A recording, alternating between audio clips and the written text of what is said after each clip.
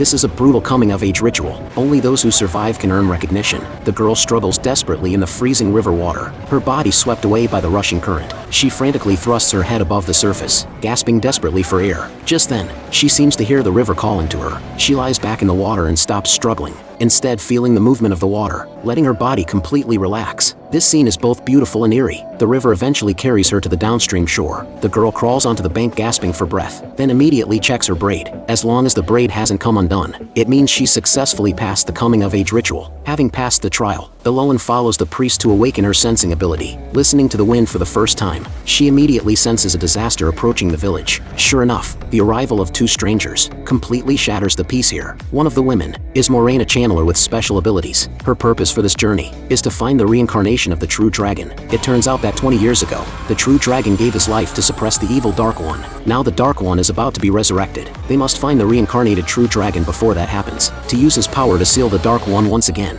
and save the world. Although Moraine doesn't know what the true dragon looks like, her intuition tells her the reincarnated true dragon is among these four young people, and Rand is the very baby that mother fought to the death to protect and deliver. Right now he has no idea, still cuddling sweetly with his girlfriend. In the evening, everyone gathers around the bonfire to celebrate. Suddenly the man in front of Eloan is pierced through by an axe. A Trolloc roars and charges into the crowd. Then begins a savage massacre. Terrified villagers scatter in all directions. The once peaceful village instantly transforms into a living hell. At this moment, monsters have also broken into Rand's home. Rand's father was once a battle-hardened soldier, but now, he's no match for this massive creature. Though father and son manage to take down one together, his father is still severely wounded. Meanwhile, Eloan and Nynaeve are equally trapped in danger. Just as Nynaeve pulls out her dagger ready to fight to the death, a flash of light instantly kills the monster. It turns out Moraine has returned just in time. She unleashes the One Power. Fireballs continuously strike the charging monsters. Her warder Lan uses his sword to fend off approaching enemies. The two work in perfect coordination. Moraine manipulates the magic. Everything around her becomes her weapon. As more and more monsters appear, Moraine closes her eyes to gather power. Light rises from around her and connects to the sky. She guides the continuously falling lightning, striking down monsters one after another.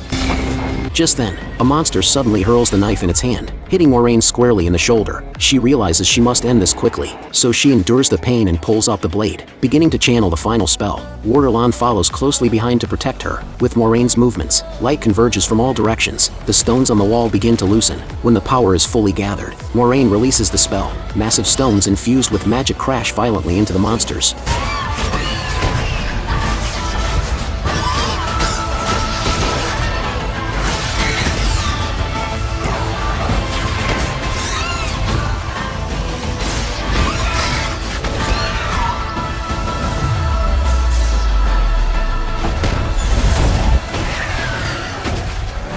As the last monster falls, the exhausted Moraine collapses along with the building behind her. At dawn, the villagers begin cleaning up the post-battle ruins. The once peaceful village is now devastated. Rand looks at everything before him. His heart feels like it's being cut by knives. After Moraine heals Rand's father's wounds, she hopes the four of them will leave with her.